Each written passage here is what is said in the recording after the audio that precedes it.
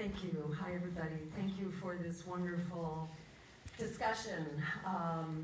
And I find myself wishing that this discussion was much more mainstreamed and not as confined as it is to this forum, because it is so critical to all the other, issues, crises that face us: climate, the economy, migration, democracy, the spread of fascism, etc. These are all so interconnected.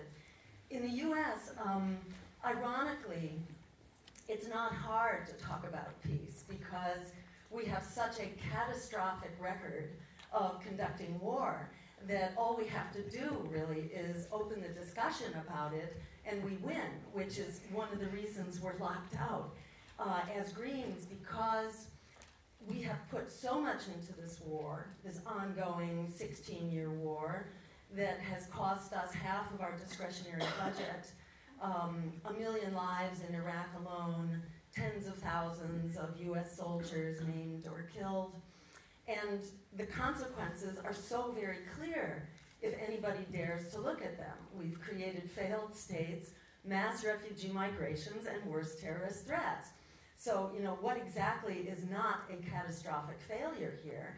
And they only want to do more. The American public actually does not support this, and that's even before they have learned that it is costing the average American family about half of their income taxes. This is completely unknown in the US. So this is a subject that's very easy for us to bring up, and it's an argument that we win over and over again when we have the opportunity to raise it. So I guess that's one question I have, is how comparable, are those set of arguments in Europe, in Southeast Asia, and so on. And and I have to say, I'm so heartened and encouraged by the conviction and the fearlessness in South Korea, with which you are, standing up against what we're told is this fearsome, demonic North Korea, and you're right there on its borders. So it makes it much easier for us in the U.S. to speak out against militarizing our foreign policy and this whole pivot to Southeast Asia, and just the craziness of this policy. Having an ally right there on the ground who can really lead the way forward is very helpful to us.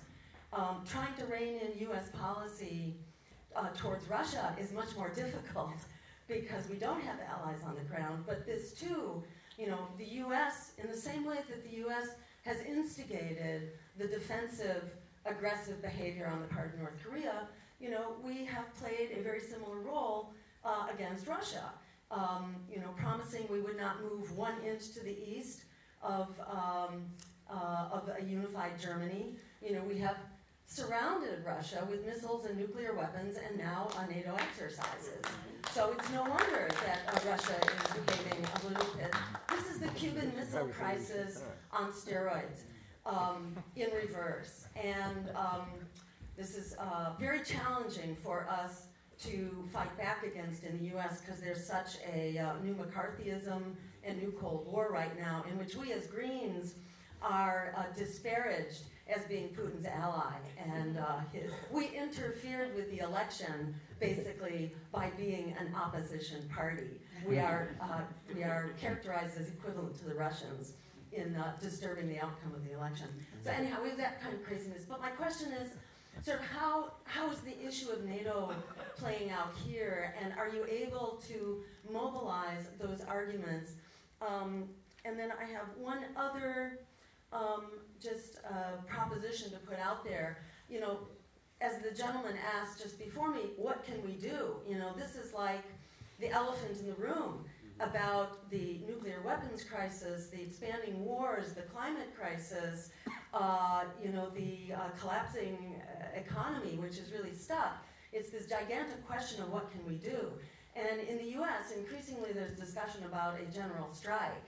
And among some of us Greens, we are talking about, well, how about we make this a global strike, not just on one issue, but on the converging issues of people, planet, and peace. What if we all had a day of massive non-participation in the fossil fuel war-based economy, which is throwing working people under the bus? Could we begin to have a series of one-day strikes that build towards a global strike some year or perhaps years from now, because we're only going to be proven right. The system is rather resistant to, to the kind of change in the time frame we need. So there will be more and more of us out there on the street where, in fact, we do have enormous public support for this progressive majoritarian agenda. And so I have a little handout here which I can share with people, or you can soon go to global-strike.com to find out more information. It's just a discussion at this point, but a discussion that might get jump-started with the upcoming strike on behalf of working people and immigrants on International Workers' Day. We're raising the question, let's lift up the plight of refugees, but let's also address the root causes of